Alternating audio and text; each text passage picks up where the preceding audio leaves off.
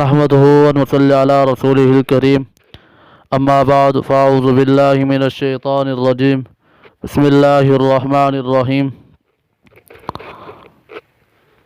والذي جاء بالصدق وصدق به أولئك هم المتقون. وقال الله تبارك وتعالى في مقام آخر محمد رسول الله والذين معه أشداء على الكفار رحماء بينهم تراهم ركعا سجدا يبتغون فضلا من الله ورضوانا سيماهم في وجوههم من أثر السجود ذلك مثلهم في التوراة ومثلهم في الإنجيل. وقال النبي صلى الله عليه وسلم أصحابي كالنجوم فبأيهم اقتديتم اهتديتم. وقال النبي صلى الله عليه وسلم مروا أولادكم أبا بكر فليصلي بالناس. جس کو صدیق ذات خدا نے کہا اور صدیق ہی مصطفیٰ نے کہا اور صدیق ہی مصطفیٰ نے کہا اس کو صدیق ہی مرتضیٰ نے کہا اس کو صدیق ہی مرتضیٰ نے کہا یوں ہی صدیق سب اولیاء نے کہا یوں ہی صدیق سب اولیاء نے کہا. میں بھی کہتا ہوں صدیق، آپ بھی کہیں صدیق. صدیق ہے جو نہ مانے وہ زندیق ہے. واجب الاحترام، قابل صد احترام معزز علماء کرام، مجھ سے قبل علماء کرام نے اپنے اپنے خیالات کا اظہار کی فرمایا. آج کا یہ پروگرام حضرت سیدنا صدیق اکبر رضی اللہ تعالی عنہ کی یاد میں منعقد کیا گیا ہے. میں نے بھی اسی مناسبت سے قرآن پاک کی آیت بھی حضرت سیدنا صدیق اکبر رضی اللہ تعالی عنہ کی شان میں پڑھی ہے. میرے دوستو، حضرت سیدنا صدیق اکبر رضی اللہ تعالی عنہ نے آقا مدنی کریم صلی اللہ علیہ وسلم پر جان بھی فدا کی، اپنی اولاد بھی فدا کی، اپنا مال بھی فدا کیا. میرے بھائیو، انسان کے لیے دنیا میں سب سے 3 چیزیں قیمتی ہیں. وہ 3 چیزیں کیا ہیں؟ سب سے پہلی جان. حضرت سیدنا صدیق اکبر رضی اللہ تعالی عنہ نے آقا مدنی کریم صلی اللہ علیہ وسلم پر اپنی جان کو بھی فدا کیا. دوسرے نمبر پر ہے اولاد. حضرت سیدنا صدیق اکبر رضی اللہ تعالی عنہ نے آقا مدنی کریم صلی اللہ علیہ وسلم پر اپنی اولاد کو بھی قربان کیا. تیسرے نمبر پر ہے مال.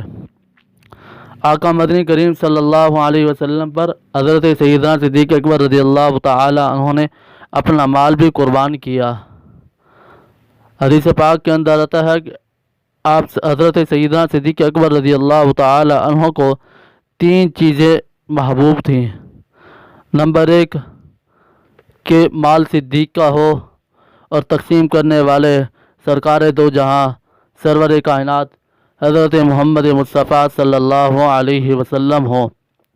اور دوسری چیز محبوب یہ تھی کہ بیٹی صدیق کی ہو اور خادمہ سرور کائنات مدینہ دو جہاں حضرت سیدنا محمد الرسول اللہ صلی اللہ علیہ وسلم کی ہو.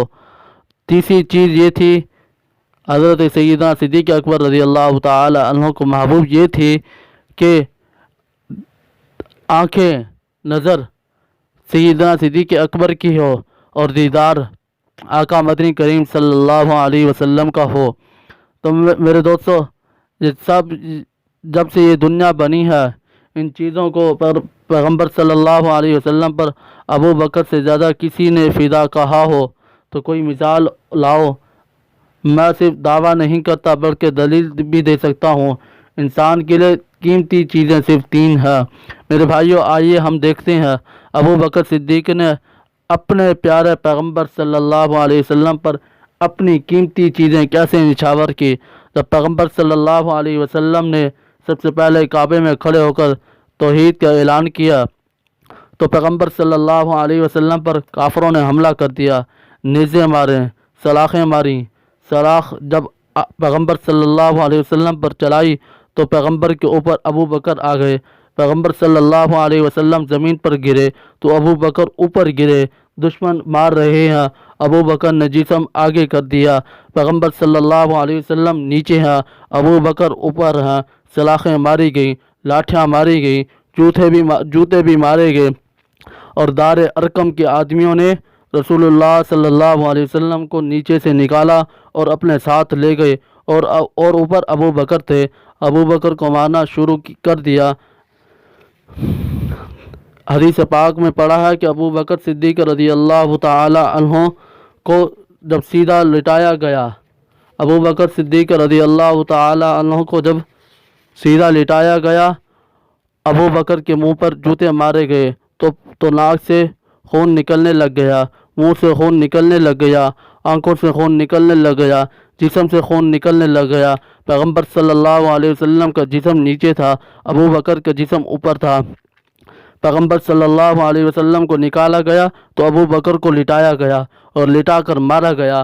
ایک آدمی نے نہیں مارا، بلکہ بچوں نے بھی مارا، بوڑھوں نے بھی مارا، نوجوانوں نے بھی مارا، پورے شہر نے مارا، پورے علاقے نے مارا۔ جب ابو بکر صدیق بے ہوش ہو گئے تو انہوں نے سمجھا کہ دنیا سے رخصت ہو گئے ہیں۔ ابو بکر کا جو قبیلہ تھا، قبیلہ بنو تمیم، یہ قریشوں کا قبیلہ تھا، یہ لوگ آ کر کہیں بدلہ نہ لے لیں، چلو بھاگ جاؤ، تو یہ کہیں مر نہ گیا ہو، اب کہیں بدلہ لینے والے نہ آ جائیں۔ ابو بکر کو مار پیٹ کر پھینک کر چلے گئے۔ ابو بکر اکیلے کعبے کے سامنے بے ہوش پڑے ہوئے ہیں، اور آنکھ اور منہ سے خون نکل رہا ہے، کپڑے خون سے آلود ہیں۔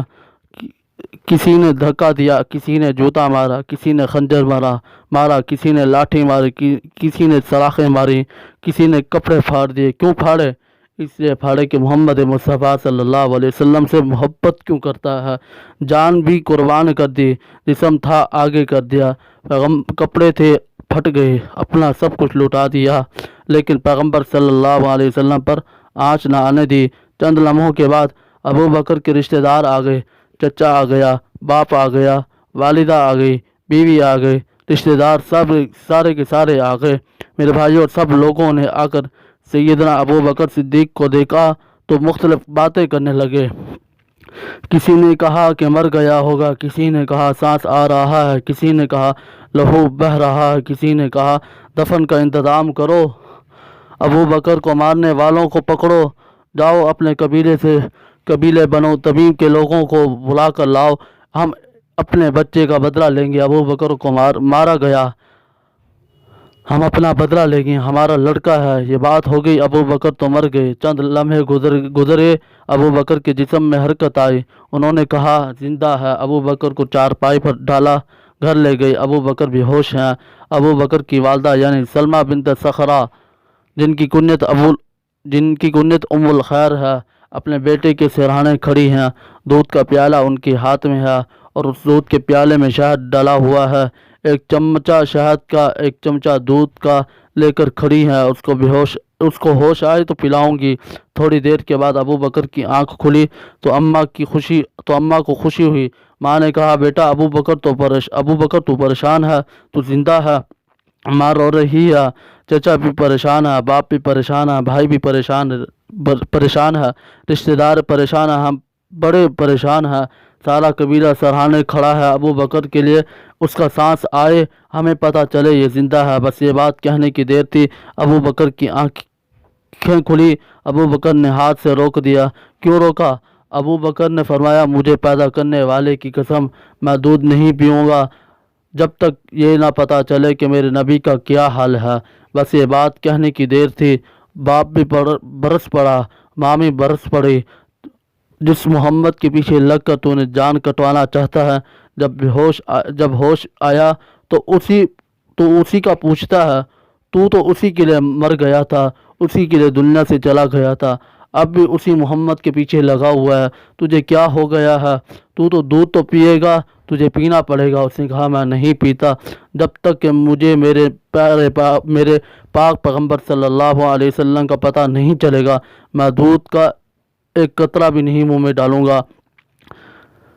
چچا پریشان ہے، رشتہ دار سارے پریشان ہیں، سب لوگ پریشان ہیں۔ ابو بکر کی ماں نے کان میں پوچھا محمد کا ہمیں کیا پتہ، ہم تو اس کو مانتے نہیں ہیں، ہم تو اس کو جانتے نہیں ہیں، ہم کو کیا پتہ؟ ابو بکر نے فرمایا अम्मा तू नहीं मानती, मेरे घर की पीछे की तरफ 2 गलियां छोड़कर एक घर है जिसमें एक औरत रहती है जिसका नाम उम्मे जमील है। उम्मे जमील है। उस उम्मे जमील को रसूलुल्लाह सल्लल्लाहु अलैहि वसल्लम का पता होगा कहाँ है। कुर्बान जाऊँ उस उम्मे जमील के कदमों की खाक पर। रात का वक़्त है, नमाज इशा का वक्त है। बूढ़ी अम्मा अबू बकर की वालदा पत्थरों पर चलकर उस उम्मे जमील के घर गई। जाकर उम्मे जमील से कहा, उम्मे जमील मेरा बेटा अबू बकर बड़ा बीमार है, बड़ा ज़ख्मी है, बड़ा परेशान है। वह पूछता है कि रसूलुल्लाह सल्लल्लाहु अलैहि वसल्लम कहाँ है, रसूलुल्लाह सल्लल्लाहु अलैहि वसल्लम को क्या हाल है। तो उम्मे जमील ने कहा, मुझे तो रसूल पाक सल्लल्लाहु अलैहि वसल्लम का कुछ पता नहीं। वापस आकर बताया कि बेटा उम्मे जमील कहती है मुझे तो पता नहीं। सैयदना अबू बकर सिद्दीक ने फरमाया, अम्मा उम्मे जमील ने रसूलुल्लाह सल्लल्लाहु अलैहि वसल्लम का राज रख लिया है, उसे पता है। थोड़ी देर के बाद फरमाया, जाओ जाकर उस उम्मे जमील को मेरे पास लाओ। चुनाचे उम्मे जमील आती हैं, आकर अबू बकर के कान में कहती हैं, अबू बकर तेरी माँ रसूलुल्लाह सल्लल्लाहु अलैहि वसल्लम का पता पूछती है, तेरी इजाज़त हो तो बता दो। अबू बकर रज़ियल्लाहु ताला अन्हु ने कहा, मेरी अम्मा को बता दो। तो बता दिया, रसूलुल्लाह सल्लल्लाहु अलैहि वसल्लम दार अरकम में है। मेरे भाइयों, अब देखो कि रसूलुल्लाह सल्लल्लाहु अलैहि वसल्लम दार अरकम में मौजूद है। दूध भी वहीं पड़ा हुआ है, शहद भी वहीं पड़ा हुआ है, चम्मच भी वहीं पड़ा हुआ है, प्याला भी वहीं पे पड़ा हुआ है। अबू बकर ने कहा, मुझे उठाओ, चेहरा खून आलूदा है, किसी ने धोया नहीं, मुंह से खून निकल रहा है, किसी ने धोया नहीं, गर्द व गुबार पड़ी हुई है, किसी ने धोया नहीं। अबू बकर ने एक हाथ अम्मा के कंधे पर रखा और एक हाथ उम्मे जमील के कंधे पर रखा। इसी तरह घसीटते हुए, तड़पते हुए रसूल पाक सल्लल्लाहु अलैहि वसल्लम की तरफ चल पड़े। रात की तारीकी है, मैं उन गलियों के पत्थरों पर कुर्बान जाऊं कि जिसके ऊपर अबू बकर ने पाँव के तलवे आए। मैं उस रात के सन्नाटों पे कुर्बान जाऊं कि मक्का की गलियों का वो सन्नाटा जो अबू बकर की सांसों को समेट रहा था। मैं उस धरती की अजमत पे कुर्बान जाऊं जिस पर अबू बकर जा रहे थे। उस एक हाथ उम्मे जमील के कंधे पर है और एक हाथ अम्मा के कंधे पर। आधी रात का वक़्त है। अबू बकर ने दरवाज़ा खटखटाया। दार अरकम ज़ैद इब्न अरकम रज़ियल्लाहु ताला अन्हु की हवेली है। दरवाज़ा खोल दिया गया। पूछा, कौन? फरमाया, अबू बकर। अबू बकर रज़ियल्लाहु ताला अन्हु अंदर आ गए और अंदर जाकर जिस वक़्त अबू बकर बैठे तो क्या बैठना था, जख्मी थे, गिर गए, होश नहीं रहा, गिर ही गए कि रसूल पाक सल्लल्लाहु अलैहि वसल्लम ऊपर आ गए। पैगंबर ने ऊपर आकर देखा तो चेहरा ज़ख्मी है। रसूलुल्लाह सल्लल्लाहु अलैहि वसल्लम की आंखों से आंसू आ गए। पैगंबर सल्लल्लाहु अलैहि वसल्लम रोकर कहा, अबू बकर तुझे क्या हो गया? अबू बकर के माथे पर रसूल पाक सल्लल्लाहु अलैहि वसल्लम ने बोसा दिया। जब सैयदना सिद्दीक़ अकबर रज़ियल्लाहु ताला अन्हु को होश आया तो नबुव्वत का चेहरा देखकर कहा, कुल्लु मुसीबतिन बाद मुहम्मदिन जलूलू। तेरा चेहरा देखा तो मुसीबतें ख़त्म हो गई। मेरे भाइयों, सबसे कीमती चीज़ क्या है? जान है। अबू बकर ने वो भी दे दी, कोई फ़र्क नहीं छोड़ा, कोई कसर नहीं छोड़ी। पैगंबर सल्लल्लाहु अलैहि वसल्लम का चेहरा देखा तो कोई परेशानी ना रही।